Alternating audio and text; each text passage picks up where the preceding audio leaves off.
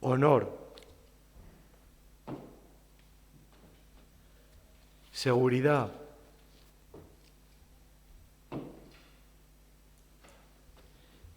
intimidad,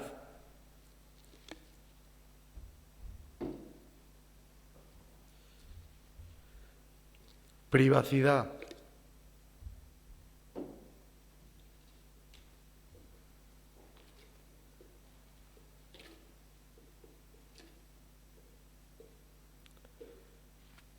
y sobre todo, libertad. Buenos días, querido jurado, público, compañeros del equipo contrario. Mi nombre es Iñaki y junto a mi equipo conformado por Armando, Nazaret y Marco, vamos a exponer durante las siguientes intervenciones de una manera clara y fundamentada los argumentos por los que creemos que limitar la libertad de expresión en el ámbito de Internet es una evidente necesidad para una sociedad democrática como la nuestra. Quizás para comenzar el debate lo más adecuado sería definir ciertos términos, sobre los que necesariamente va a girar el debate. Puesto que, desde nuestro punto de vista, es importante conocer los conceptos antes de entrar a debatirlos. Así, siguiendo lo establecido por la Real Academia, podemos definir la libertad de expresión como la emisión de juicios personales y subjetivos, creencias, pensamientos, ideas y opiniones, e Internet como una red mundial de computadoras u ordenadores interconectados mediante un protocolo especial de comunicación, con el propósito de que los usuarios puedan comunicarse en el ciberespacio y acceder a grandes cantidades de información de todo el mundo. Comenzamos exponiendo un argumento jurídico a través del cual, siguiendo lo establecido en nuestras propias normas y leyes, defendemos las razones por las que ya no solo es que necesitamos de unos límites, sino que debemos implantarlos. Porque nuestra Carta Magna, diversas leyes y numerosos tratados internacionales así lo establecen en su articulado. Entraremos también en este punto a analizar dos temas de actualidad, íntimamente relacionados con la pregunta planteada, los cada vez más frecuentes delitos de odio y las famosas y peligrosas fake news.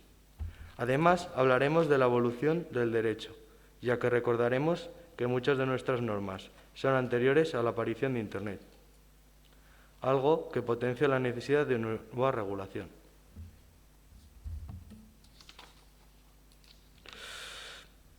Complementariamente expondremos un argumento moral, con las razones éticas por las que creemos que los límites a la libertad de expresión son un recurso más que necesario en la sociedad en la que vivimos, más aún viendo los peligros de la evolución.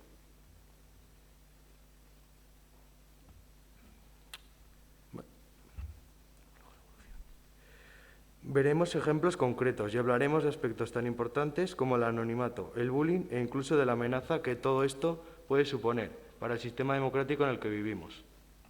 Finalmente, antes de dejar la introducción del equipo contrario y a mis compañeros, me gustaría plantear a todos los que escuchan una pregunta muy simple. ¿Qué es la sociedad? ¿No es acaso, en una esencia más simple, un acuerdo entre individuos para someterse a unas normas comunes que garanticen la paz y la tranquilidad?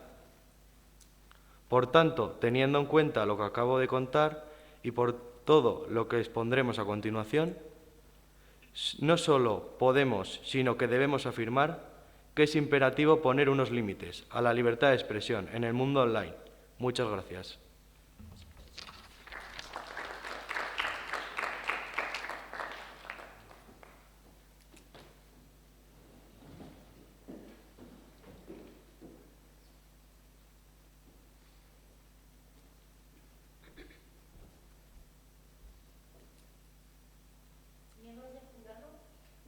Hola, miembros del jurado, público asistente, compañeros aquí presentes. Me llamo Maima y en representación de mi grupo Mutatis Mutandis, antes de empezar queríamos hacer un breve experimento.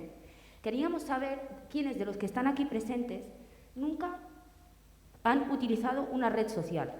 Imagino, evidentemente, que por el siglo en el que estamos, el número de personas que nunca lo hayan hecho es escaso, por decir inapreciable. Ahora bien, de los que estáis aquí me gustaría saber, o más bien me gustaría que pensaseis con vosotros mismos, quiénes no habéis borrado un tuit, un estado de Facebook, etcétera, antes de publicarlo, por el miedo a lo que van a pensar los demás, por el miedo a la respuesta, a la reacción de los demás. ¿Por qué hago esta reflexión? Os preguntaréis. Hago esta reflexión porque actualmente, y desgraciadamente, eso es lo que está ocurriendo. Nos están provocando miedo. Hay una autocensura automática, asimilada, interna, tan natural que nadie se la plantea. Y supuestamente la libertad de expresión es un valor fundamental de un Estado democrático. No podemos pensar que actuamos con miedo. Ese es el principio, ese es el origen por el que debemos de comenzar. No podemos pensar que actuamos con miedo. Democracia no es sinónimo de miedo, no es sinónimo de esclavitud.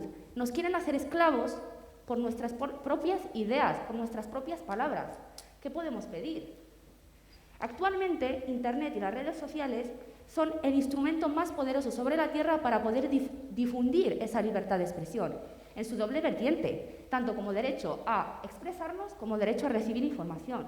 Si no es así, preguntárselo a nuestros tatarabuelos, a ver si nos creerían sobre los medios sociales.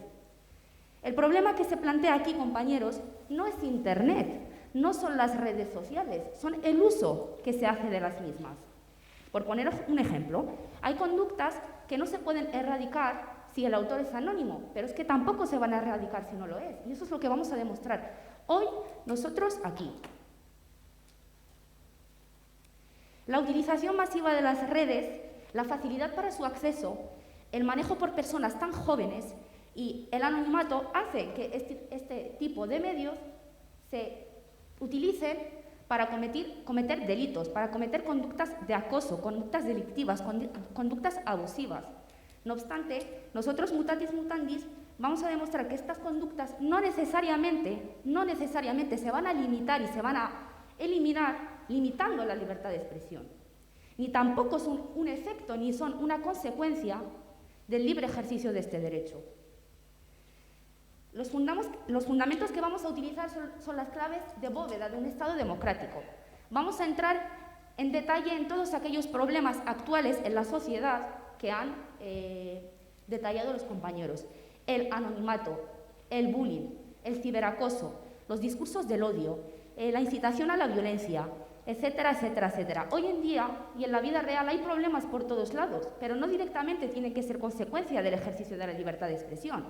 Y también vamos a proporcionar propuestas que nosotros consideramos que sí que son soluciones para poder encontrar el problema a estos delitos. Delitos, insisto, no son consecuencias, no es un efecto del ejercicio de este derecho. Para ir anticipando sobre el tema del anonimato, un ejemplo muy claro es el de whistleblowers, que son anónimos. Y han hecho unos trabajos espectaculares para la democracia, gracias a ese anonimato. Y eso es lo que vamos a demostrar nosotros hoy aquí. Que esos problemas no son efecto, ni no se van a erradicar limitando la libertad de expresión. Muchas gracias.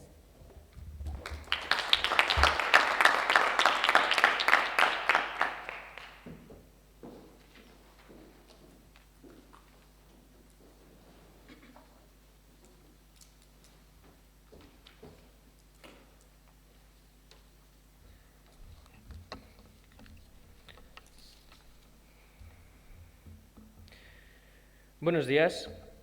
Como decía mi compañero Iñaki en la introducción, el primero de nuestros argumentos para defender que la libertad de expresión en Internet sí debe tener límites será el jurídico. Mi nombre es Marco Yanguela y les voy a explicar cómo a través de nuestras propias leyes, nuestras propias normas, lo que nosotros hemos aprobado, podemos defender que esos límites son necesarios. Primeramente me gustaría destacar algo que viene íntimamente ligado a esa medida de poner límites. Un derecho fundamental, el establecido en el 18.1 de nuestra Constitución, el derecho fundamental al honor y a la intimidad personal. Esto lo tenemos que analizar de manera relacionada con los artículos 9.2, que establece la obligatoriedad de los poderes públicos a garantizar el libre ejercicio de los derechos por parte de los ciudadanos, y el 18.4, en este mismo artículo del derecho fundamental al honor y a la intimidad personal, que establece, y cito literalmente, que la ley limitará el uso de la informática para garantizar el honor y la intimidad personal y familiar de los ciudadanos y el pleno ejercicio de sus derechos. Esto, en un plano legal, nos da ciertas claves para responder a la pregunta planteada. Esto tenemos que tener en cuenta que en muchas ocasiones se ve vulnerado este derecho al honor. O es que voy a lanzar una pregunta. ¿Quién, ya no digo que haya hecho, pero quién no ha visto alguna vez cómo alguien se despachaba en Twitter contra otro individuo a través de un tuit o contra otro colectivo? ¿O ha justificado a través de una red social hechos injustificables? Pero es que además de esto me gustaría hablar de otro tema del que no hemos hablado, que son las fake news, la desinformación, que encuentran en Internet un claro aliado para proliferarse. Además, la Constitución, y miren que es atemporal al debate sobre las fake news, ya venía previendo esta situación, defendiendo a los españoles de ello a través del artículo 20.1, apartado D, que establece el derecho de todo ciudadano a recibir libremente información veraz por cualquier medio de difusión. Es curioso que nos encontremos dentro del mismo artículo que establece la libertad de expresión en su apartado A. ¿No creen ustedes que es coincidencia? Yo no lo creo.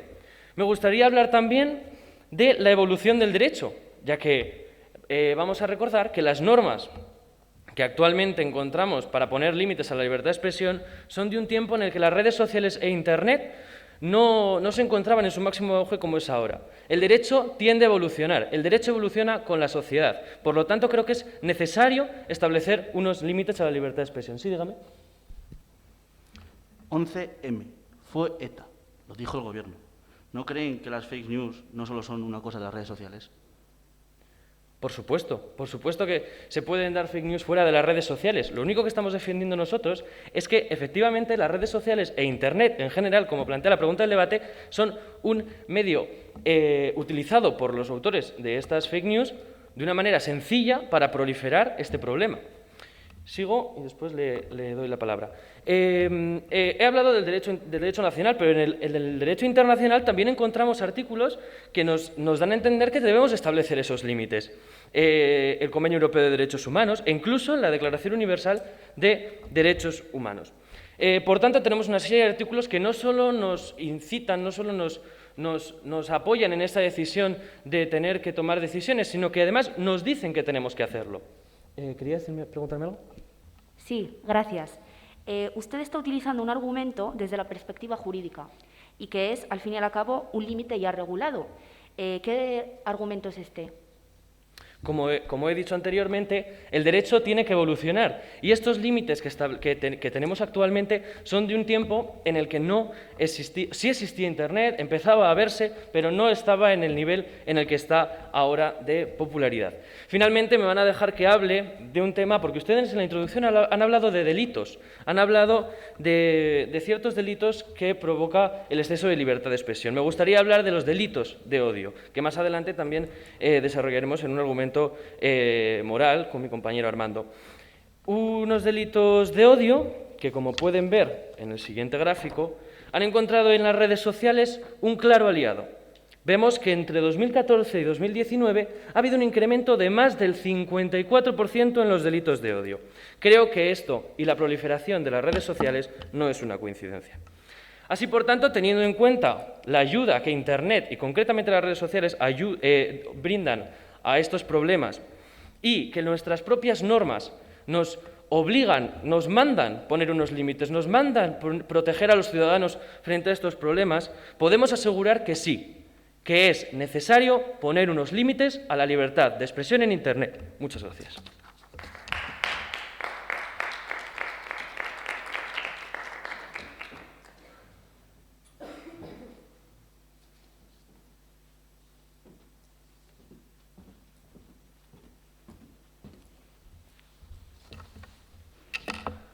Buenos días, mi nombre es Laura García Pascual. La libertad de expresión es la base de los derechos humanos, la raíz de la naturaleza humana y la madre de la verdad. Liu Xiaobo, Premio Nobel de la Paz en 2010. Si hay algo de lo que no cabe duda es de que estamos ante un conflicto de intereses, un conflicto de derechos capaz de romper con la armonía de la sociedad y los habitantes, que más allá de ciudadanos también son personas. Personas con inquietudes, sueños y, sobre todo, con opiniones. Actualmente, las redes sociales se han convertido en una de las mayores plataformas de activismo social. De hecho, un ejemplo, en regiones como Cachemira, en India, Ante el resurgimiento de disturbios, sus gobernantes no dudan ni un segundo en cortar el suministro de Internet. Y eso, público, miembros del jurado, es censura. En España, por suerte, las limitaciones no han tomado todavía ese cariz. Sin embargo, la tendencia europea a implantar límites bajo el pretexto de la seguridad nacional ha aumentado con proyectos como la Ley Mordaza y la reforma del Código Penal. Aquí les ofrezco un gráfico en el que se ve una tendencia creciente a partir de 2015, que es cuando se reformó el Código Penal. La limitación que defienden nuestros oponentes no deja de ser una imposición de su verdad. La verdad de unos dirigentes que repiten una y otra vez lo que es moralmente sancionable y lo que no, tanto en las redes sociales como en la vida real. Estamos ante una limitación de derechos que de manera inevitable podría suponer una censura. Esa censura, a su vez, generaría la implantación de un pensamiento único y exclusivo, algo muy peligroso si hablamos de lo que eso provocaría en la sociedad, una completa ignorancia y una radicalización de opiniones. ¿Sí? Buenas. Ha hablado usted de que la libertad, hay que limitar que no hay que limitar la información, pero ¿no cree usted, como opina la doctrina actual, que la sobreinformación también es un tipo de censura? Yo no defiendo la sobreinformación y mis compañeros tampoco. Nosotros queremos una información eficaz, de calidad, ni sobreinformación ni censura. Ya vale de excusas, ya vale de decir que es por nuestro bien. Ya vale de respaldar acciones y proyectos que son más propios de una dictadura que de una democracia. Estamos hartos de escuchar una y otra vez que la causa es la protección, sin darnos cuenta de que la consecuencia será la desprotección. No todo es enaltecimiento al terrorismo, no todo son discursos del odio y no todo es violencia, cuyas excepciones y no limitaciones, porque mis compañeros y yo no estamos de acuerdo de los límites, pero sí creemos que puede haber excepciones, que no límites. Estas excepciones sí responderían a una necesidad social y democrática, ¿sí? ¿No cree usted, diciendo la información eficaz que hablan ustedes, ¿no cree usted que esas excepciones, esos límites, no cree que son necesarios para garantizarla? Como ha hecho una pregunta mi compañero Sergio, no todas las fake news aparecen en las redes sociales. Como bien se ha dicho, el 11M fue ETA, y eso es una fake news que nos hemos tragado todos. No estamos a favor de las fake news, claramente, pero la desinformación está incluida en el pack de la sociedad. Es muy difícil controlarlo, porque si no, ya estaría controlado, ¿no? Me gustaría poner en relieve y a colación de lo que hoy mi compañera Omaima ha querido exponer, me gustaría hacerles una pregunta. ¿En qué momento eres libre si existe la posibilidad de convertirte en la víctima de un verdugo? Me gustaría enseñaros unas fotos de raperos, cantantes que han sido condenados por la libertad de expresión, por tweets en las redes sociales y por sus canciones.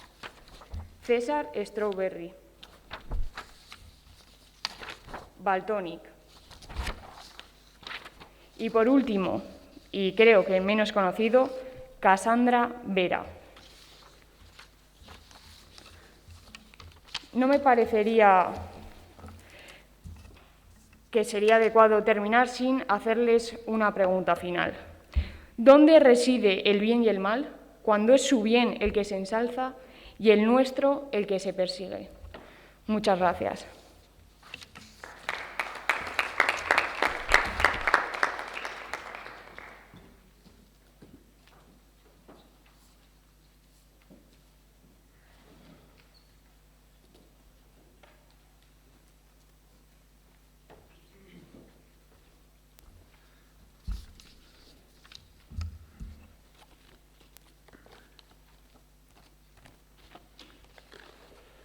Kira López. Alem Halik. Drake Harman.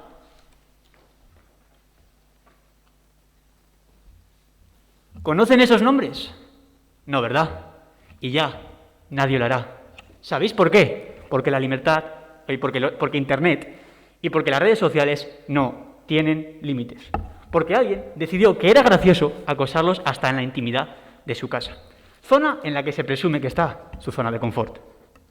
¿Cómo nos podemos proteger de esto? ¿Cómo podemos vivir tranquilamente sabiendo que un tuit puede arruinar nuestra vida? Yo se lo diré, con límites. En este debate creo que se está confundiendo la idea de límite con la idea de censura. Y no es verdad. El límite generalmente está para protegernos. Existen actualmente una gran cantidad de problemas y peligros que, si bien hace años también existían, se han visto reforzados por las redes sociales. Ejemplo de esto son los delitos de odio. Aquí tenemos una gráfica en la que podemos ver cómo los delitos de odio con la aparición de las redes sociales han ido en un claro aumento. ¿Por qué es esto? Porque las normas no están bien legisladas y ni están preparadas para las redes sociales. Las redes sociales es una terminología generalmente nueva, que cuando se puso la ley no estaban adaptadas a ella. Adelante. ¿No creen que el bullying es materia educativa? Y además, ¿saben ustedes que el gobierno y que nuestros gobiernos están aprobando las leyes de la infancia para atacar todos estos casos de acoso? Y dígame, ¿eso es eficaz? Como verán después en mi introducción, la mayor causa de muerte juvenil es el suicidio. Esas leyes no son eficaces. ¿No creen ustedes que si no ponemos un límite, esto podría llegar a terrenos completamente insostenibles? Segunda pregunta. Gracias. Quería preguntarte, estáis hablando mucho sobre la desinformación y estáis utilizando la libertad de información. ¿Saben ustedes que la libertad de expresión no es lo mismo que la libertad de información?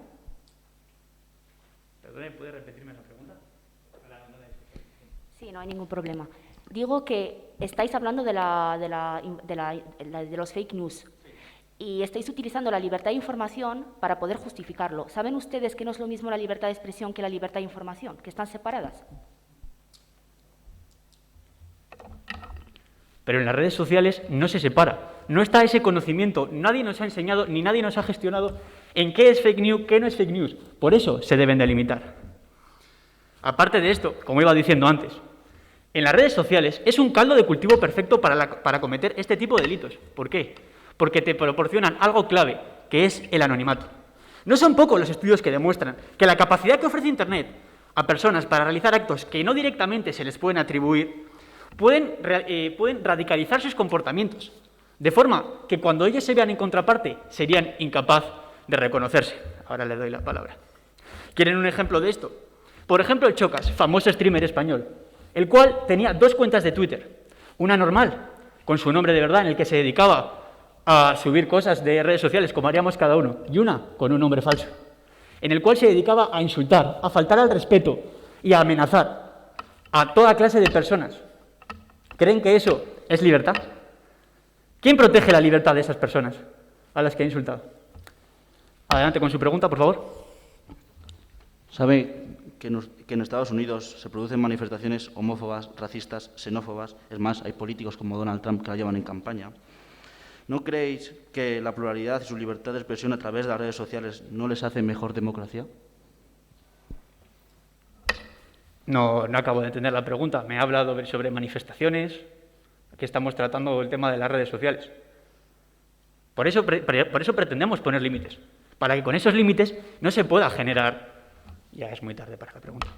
Con esos límites, que podríamos poner en las redes sociales, no se llevaría a cabo esas manifestaciones. ¿Por qué? Porque controlaríamos los tipos de delito. Como me ha preguntado antes sobre el bullying, ¿sabéis cuál es la mayor causa de muerte en los jóvenes? No son las guerras, ni siquiera es el coronavirus. Son los suicidios por medio de las redes sociales. Muertes, por tanto, evitables. Como dijo Thomas Hobbes, el hombre es un lobo para el hombre. Es por eso que necesita unos límites para protegerse a sí mismo y a los demás. Señoras, señores, En esta vida no hay nada más valioso que la propia integridad, que poder salir a tu casa, que poder entrar en tus redes sociales y estar tranquilo. Señoras, señores, la libertad es trabajo de todos. Por eso, cuidémosla. Muchas gracias.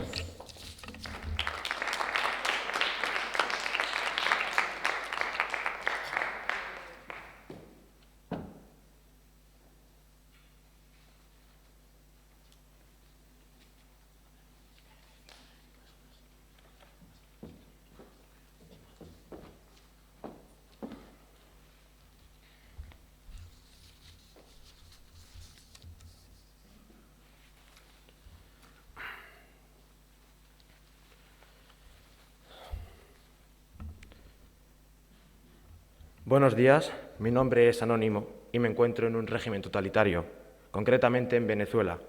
Y gracias a este anonimato es la razón por la que puedo ejercer mi derecho. Sería muy peligroso, como ustedes hacen, confundir ambas cosas. Y cuando me refiero a ambas cosas, me refiero al anonimato y al delito. Una acción anónima no es un acto delictivo. También sería dañino pensar que la libertad de expresión solo es un derecho para aquellos que usan nombre y apellidos. El anonimato tiene una clara defensa sobre las libertades individuales que no debemos pasar por alto. Entre estas, destaca los derechos individuales, la necesidad de privacidad, evitar el acoso por razón de orientación sexual, creencias políticas o religiosas, por ejemplo. Permitir las posturas que en ocasiones pueden ser controvertidas, salir de las convenciones sociales y sortear entornos hostiles o regímenes políticos. Es un ejemplo, por ejemplo, el de Whistleblowers, del cual trataba mi compañera Omaima. Así lo indica la Electronic Frontier Foundation, Asociación Norteamericana de los Derechos Civiles, que afirma que el cifrado y el anonimato son elementos fundamentales a la hora de permitir que los individuos ejerciten su libertad de opinión y de expresión. Vamos a ver, no solo en los regímenes totalitarios, también en países democráticos en los cuales ustedes se basan para argumentar su legalidad y sus leyes. Por ejemplo, en Estados Unidos, Julian Assange, fundador de Wikileaks, le podrían condenar hasta 175 años. Tiene una petición de extradición al Reino Unido, en el cual está en prisión, en la prisión de Belmarsh, entre otras cosas, por publicar documentos de confidencialidad de Estados Unidos. ¿Ustedes creen que es ético y moral que una persona que revela secretos de Estado, los cuales incorporaban crímenes de guerras que podían ser motivo de juicio ante el Tribunal Penal Internacional? Si Julian Assange tuviera anonimato en las redes sociales o anonimato en general, no estaría perseguido por la justicia que ustedes defienden. Sí, dígame, por favor. Efectivamente, el anonimato, así como la libertad de expresión, pueden tener beneficios, pero ¿no cree usted que también ambos pueden tener peligros que necesitamos limitar? No estamos hablando de limitar todo, estamos hablando de limitar únicamente ciertos aspectos negativos. Estoy de acuerdo con usted que el anonimato puede tener ciertos peligros, y es por eso un ejemplo de ellos es el delito de odio. Y le voy a decir lo que consideramos nosotros delito de odio y en relación al anonimato. El delito de odio se basa en el medio que se usa, concretamente Internet. En el anonimato, si hay anonimato o no en Internet, el contexto de una situación, un delito de odio hacia una persona concreta, el porqué, si ha habido una situación anterior con esa persona, y la idoneidad incitadora, que no sean peligros presuntos, importante, que no se presunte un peligro, que haya un hecho verídico y real que pueda llevar al delito de odio una vulneración de los derechos reales, como pueden ser el derecho al honor, el derecho a la intimidad, el derecho a la propia imagen. Bien, ustedes han hablado del aspecto jurídico en su intervención y no, por favor, no se contradigan. Estas leyes no son eficaces realmente. Por ejemplo, en la última novedad legislativa, en términos digitales, el Real Decreto Ley 31 de octubre de 2019 habla, o popularmente conocido como el Decreto Mordaza Digital, habla sobre una posible intervención del Gobierno que habilita a la gestión directa en las redes sociales por motivos de seguridad pública, seguridad nacional y ahora también por motivos de orden público, lo que Carlos Sánchez Almeida tildó de que había una falta de concreción en la norma en sus elementos esenciales, como pueden ser los presupuestos, su alcance, el tipo de medidas que se pueden tomar. Por favor. Habla usted de que los delitos de odio tienen que ser cosas concretas. ¿No cree usted que a través de Internet se puede, por ejemplo, amenazar a alguien, que es una cosa concreta? Me parece una pregunta de lo más populista y demagoga. No solo en Internet se pueden cometer delitos de odio, y no exclusivamente en Internet, en todas las plataformas digitales. Además, está usted cometiendo un error. Internet no es un medio de comunicación. Internet es una plataforma tecnológica la cual se puede realizar todo tipo de actividades. Entonces, no solo en Internet y concretamente en las redes sociales, que voy a corregir su pregunta, espero que se refiera, y se puede cometer en todo tipo de entornos. La desinformación y los fake news achacan, una vez más, demagógicamente, que es en Internet donde se encuentran o se exacerban las noticias falsas y la desinformación. Pues bien, la desinformación no es algo que surge en Internet, ni mucho menos en nuestro siglo. Se conoce de manipulaciones informativas aquí ya en la era de Julio César, donde en sus campañas militares se falseaba la información. Y para concluir mi intervención, me gustaría terminar con la popular frase y que hagáis una reflexión, el público asistente, y es: yo no puedo estar de acuerdo con ustedes ni con lo que ustedes dicen, pero defendería con la vida su derecho a decirlo. Muchas gracias.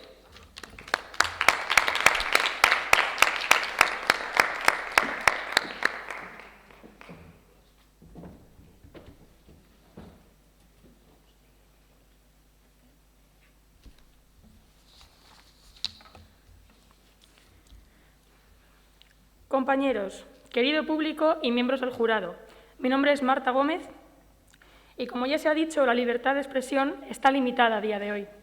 ¿Por qué limitarla más? No es suficiente. La libertad de expresión es un derecho fundamental y significa que una persona puede manifestar sus ideas, opiniones, ideologías y pensamientos, de manera que no se pueda condenar a nadie en el ejercicio del mismo. El artículo 20.1 de nuestra Constitución establece límites relacionados con la incitación al odio, el enaltecimiento del terrorismo, el discurso de odio y las injurias a la corona. Repito, no es suficiente. A colación de la postura de nuestros oponentes, debo hacer un pequeño matiz. Ustedes creen que se debe limitar la libertad. Nosotros creemos que no. Limitar la libertad es cargarse, perdonen la expresión, todo por lo que llevamos luchando tantos años, hombres y mujeres. La libertad es el motor de la democracia. Sin libertad no existe democracia. ¿Quieren ustedes limitar la libertad de expresión? Estupendo. ¿Pero hasta dónde? ¿Hasta cuándo? ¿Quién va a establecer ese límite? No parecen preguntas fáciles de contestar, ¿verdad? No vamos a negar que Internet se ha convertido en un medio de difusión de información muy importante y que en ocasiones se emplea con fines de atentar contra la dignidad de algunas personas. Mi equipo y yo creemos que, antes de darle una llave tan importante al Gobierno, tratemos de evitar una medida tan drástica como es la limitación de la libertad de expresión a través de la educación. Muchas veces es la ausencia de la misma la que provoca estos ciberataques entre personas y las numerosas faltas de respeto que acaecen cada día. Eduquemos a las nuevas generaciones desde el respeto y desde la conciencia, condenando las malas conductas a través de las redes sociales. Pues bien, asegurémonos de que nuestros usuarios las emplean del modo correcto. Promovamos, repito, la responsabilidad y el respeto y podremos evitar limitar una libertad tan importante. Si limitásemos la libertad de expresión, acabaríamos censurando muchos campos, lo que llevaría a la desinformación y a la ignorancia, es decir, atentaría contra otro derecho fundamental, en este caso, el derecho a la información. Por otro lado, como ya he dicho antes, una sociedad democrática es una sociedad libre. No cabe aquí la limitación de un derecho tan importante como es la libertad. La libertad limitada llevaría a un posible aumento del límite en cada cambio de gobierno, ya que nosotros mismos le habríamos proporcionado la llave de poder hacerlo. Una libertad de expresión limitada llevaría a la censura y la censura a la dictadura. ¿Es eso lo que quieren? Nosotros tampoco. Gracias.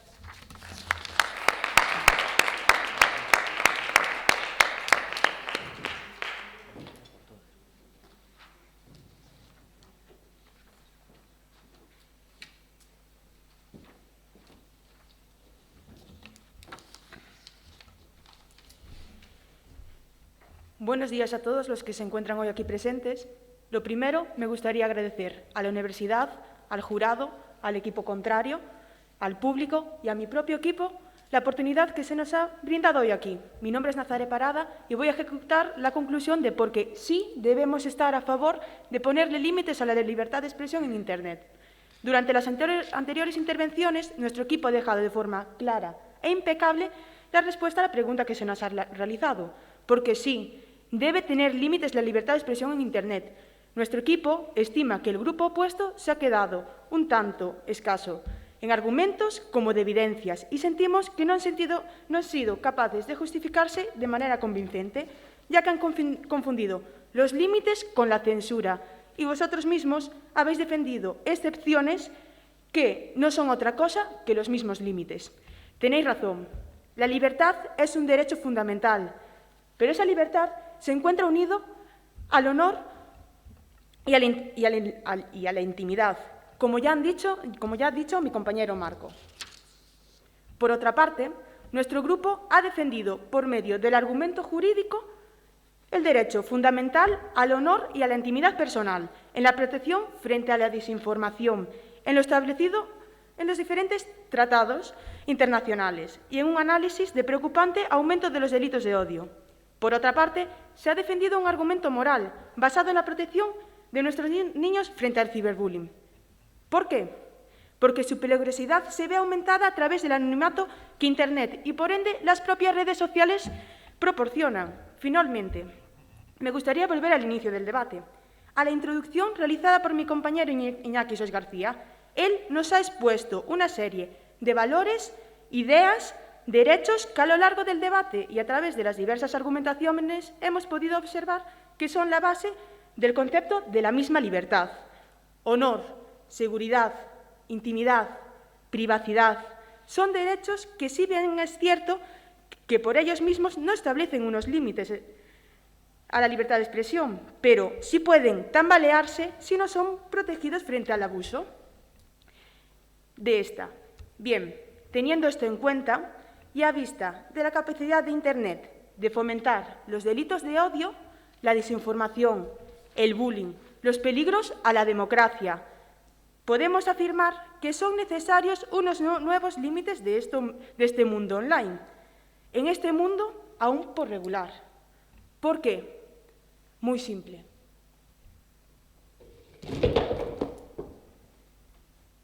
¿Qué será de nuestra libertad si no protegemos sus derechos más básicos? Muchas gracias.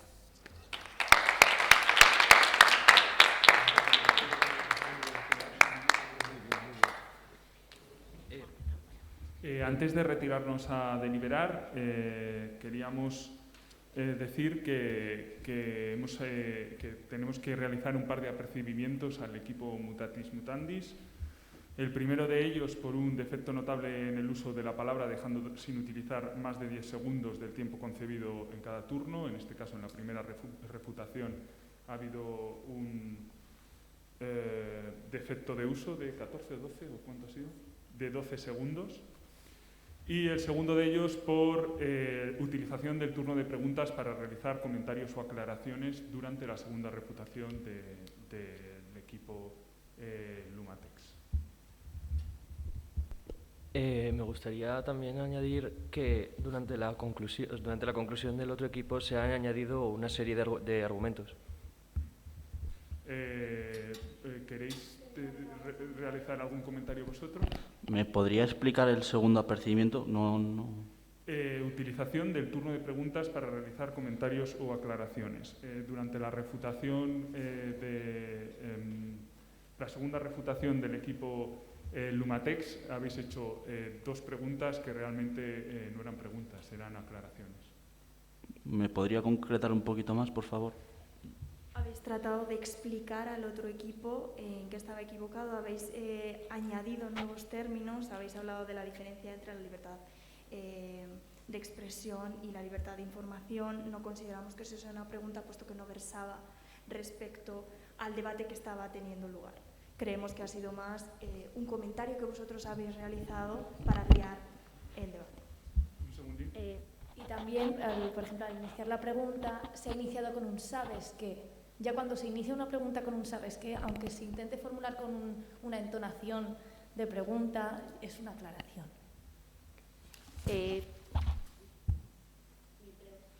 No va. Mi pregunta sí que yo considero, vamos, que sí que era relacionada con lo que decía el equipo contrario, porque en la primera refutación han hablado del derecho de la libertad de expresión, que está regulado en el artículo 20.1, y ellos mismos, con sus propias palabras, han dicho que no creen que sea casualidad que la información esté dentro, la libertad de información esté dentro de ese artículo. Por eso yo he formulado esa pregunta. No vamos a entrar en la discusión, pero desde el jurado hemos considerado que 2 de las preguntas no eran preguntas, eran aclaraciones. Hola de nuevo. Antes de decir la puntuación final, cada uno de los miembros del jurado vamos a hacer algún pequeño comentario. Yo quiero volver a incidir en el lenguaje no verbal, en el sentido de estamos en una universidad, sois compañeros, hay que evitar gestos airados, hay que respetar siempre al rival y hay que respetarlo cuando se habla y cuando no se habla. También quería incidir en el tema de realizar juicios de valor acerca de las preguntas. Somos el jurado los que tenemos esta carga de hacer un juicio de valor acerca de las preguntas. Absteneros de hacer juicios de valor cuando os pregunten determinadas cosas. Responded si podéis responder y si no podéis responder, no respondáis, pero no hagáis juicios de valor de las preguntas de los rivales, ¿vale? Bueno, yo sobre la introducción y las conclusiones, decir que en la introducción es verdad que es algo mucho más cerrado, entonces se puede leer y además muchas veces pues es necesario para mantener un poco el hilo, pero hay que también aprender a leer. Leer pues que no se note tanto, ciertos párrafos o ciertas frases, sabértelas y luego retomar la lectura, que haya por ejemplo una buena cadencia, una buena entonación, porque esto hace la diferencia entre, aparte obviamente de la profundidad y del argumento, entre una buena introducción y una introducción pues que queda menos lucida. Y luego sobre las conclusiones, de nuevo, evitar que la conclusión parezca una refutación. Nunca nuevos datos, nunca nuevos argumentos y siempre retomar lo que se ha dicho y resumirlo. Y con respecto de nuevo al tema de las preguntas, para futuras ocasiones indicaros qué es lo que nosotros consideramos como preguntas pertinentes. Serán todas aquellas preguntas que vosotros realicéis en las que exista una posibilidad de respuesta directa, para que el equipo contrario decida si quiere o no quiere, si puede o no puede contestar a dicha pregunta.